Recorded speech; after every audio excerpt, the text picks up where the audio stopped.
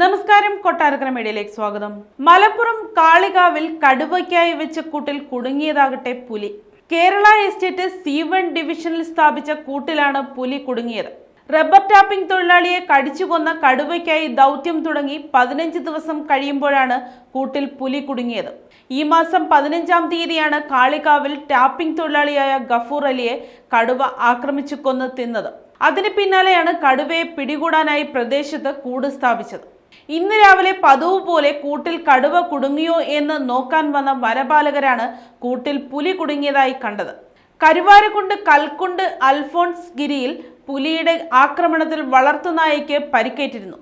ഈ പുലിയാണോ കൂട്ടിൽ കുടുങ്ങിയത് എന്ന് സംശയമുണ്ട്. കൂടിനുള്ളിൽ ചങ്ങലയിൽ കെട്ടിയിരിക്കുന്ന നായയെ പുലി പുറത്തേക്ക് വലിച്ചിട്ട് കഴുത്തിൽ ആഴത്തിൽ മുറിവേൽപ്പിച്ചിട്ടുണ്ട്. വളർത്തുനായയെ പുലി ആക്രമിച്ചതായി അധികൃതരെ അറിയിച്ചെങ്കിലും വനവകുപ്പ് തള്ളിക്കളയുകയാണ് ചെയ്തത്.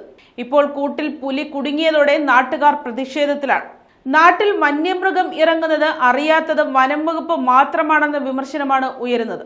അതേസമയം 15 ദിവസങ്ങൾ കഴിഞ്ഞിട്ടും കടുവയെ പിടികൂടാനായില്ല എന്നത് പ്രദേശത്തെ ജനങ്ങൾ ആശങ്ക ഉയർത്തുകയാണ്. കടുവ പലയിടത്തേക്കായി നീങ്ങുന്ന സാഹചര്യമാണുള്ളത്. 20 അംഗങ്ങൾ വീതമുള്ള 3 RRT സംഘങ്ങളായാണ് തിരച്ചിൽ നടത്തുന്നത്. ലൈവ് സ്ട്രീമിംഗ് ക്യാമറകളും ഡ്രോണുകളും 3 കൂടുകളും 2 കുങ്കി ആനകളും 3 വെറ്റിനറി ഡോക്ടർമാരും ഉൾപ്പെടെയാണ് വനം വകുപ്പിന്റെ തിരച്ചിൽ. കടുവ കേരള എസ്റ്റേറ്റ് ഭാഗം വിട്ട് മറ്റെവിടെയും പോയിട്ടില്ലെന്നാണ് വനം വകുപ്പിന്റെ നിഗമനം.